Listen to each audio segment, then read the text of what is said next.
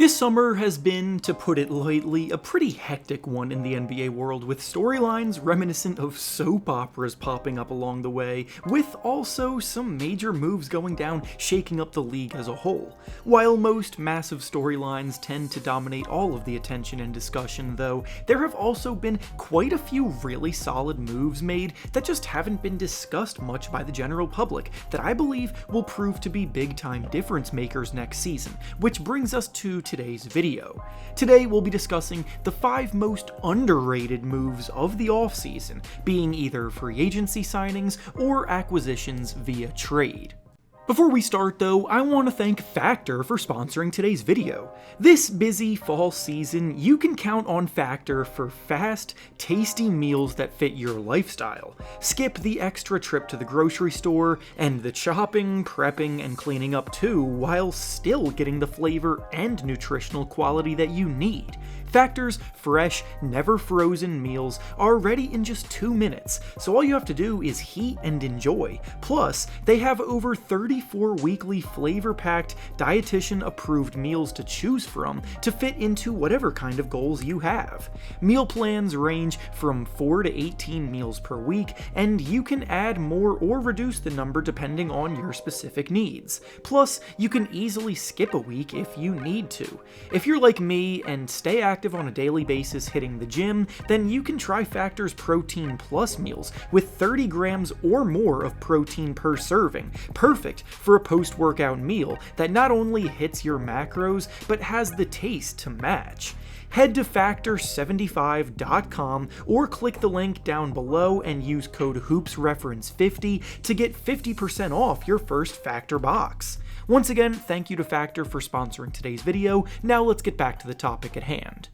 The first underrated move we'll be discussing from this offseason is Eric Gordon signing with the Phoenix Suns in free agency.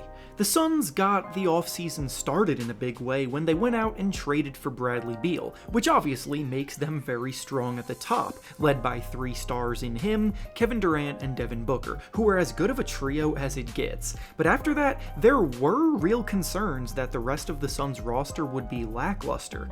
They didn't have much money left to spend at all in free agency, so this was a legitimate concern that their depth would be minimal at best. But after everything has gone down, the Suns have actually done a pretty dang good job stretching that money and turning it into some worthwhile depth, and Eric Gordon is the player who will likely be operating in their 6th man role, where he has continually excelled.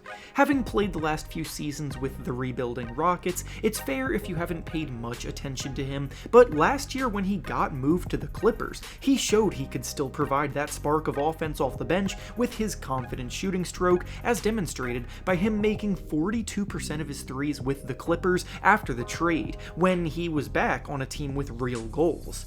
The Suns are already a team with a ton of offensive firepower, so Gordon won't be relied upon too heavily, but in the minutes that he will get, he'll be out there continuing to put pressure on defenses.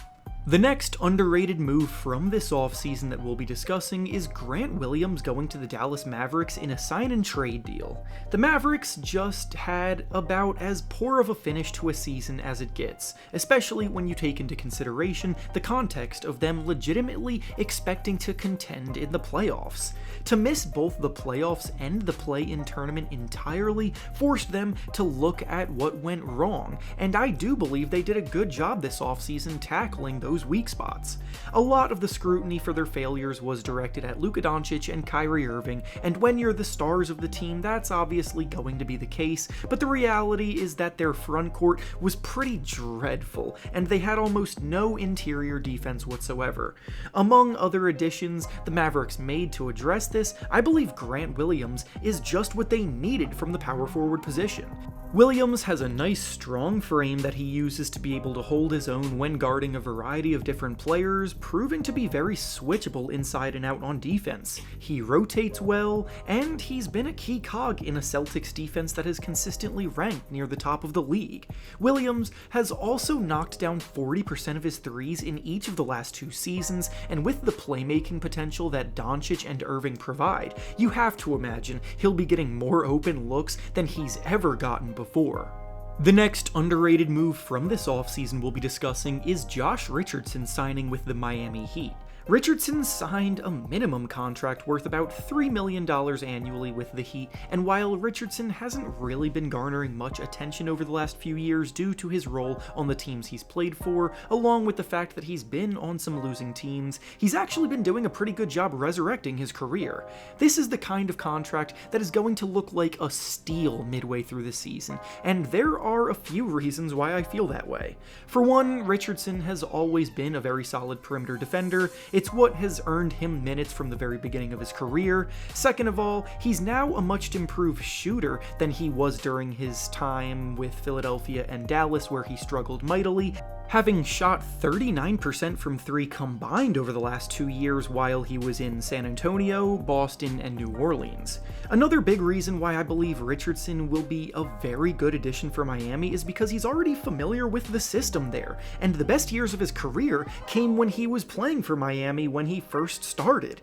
Coach Erik Spoelstra has always done a great job maximizing the talent of the players he has, and that was especially the case when he coached Richardson from 2015 to 2019. The Heat didn't make any big moves this offseason, but getting someone like Richardson for cheap is easily a positive.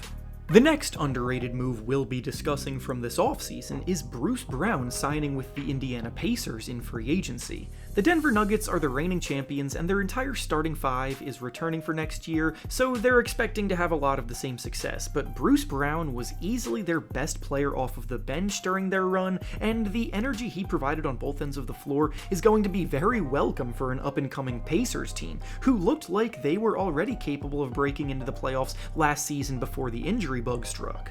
Bruce Brown thrives most when the lights get brightest, consistently having his best performances in the playoffs, both in his time in Denver and in Brooklyn before that. He's an outstanding perimeter defender who hounds opposing ball handlers, he's an active cutter and mover off the ball, and a good finisher at the basket. He's a capable shooter, albeit not someone who looks to take many jumpers. He's a fantastic player in transition, which should bode well alongside Tyrese Halliburton and this young squad, and he has even shown that he can work as a secondary ball handler with impressive feel for the game.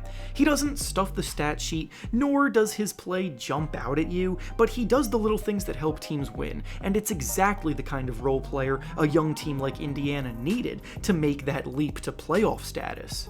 And finally, the last underrated move from this offseason we'll be discussing today is Tyus Jones being acquired by the Washington Wizards in a trade. When this trade went down, everyone focused on the fact that Kristaps Porzingis went to Boston and Marcus Smart went to Memphis, but the Wizards landing Tyus Jones is actually really good business, and nobody seems to realize it.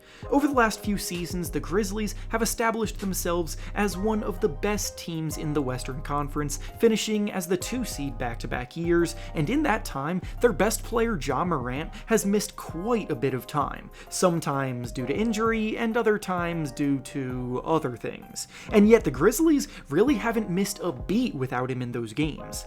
One of the biggest reasons for that is that Tyus Jones has been one of the best backup point guards in the league, comfortably filling in as the starter when needed, and now that he's in Washington, where he will be taking over the starting point guard job, I think he's going to have a huge breakout season.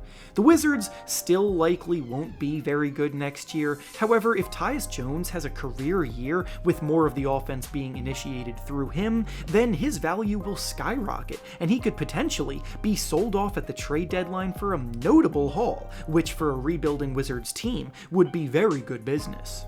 And with that being said, that's all I have for you today. Make sure to like the video, subscribe to the channel, and comment down below which moves you think were the most underrated from this offseason. Thanks for watching, and I'll see you all next time.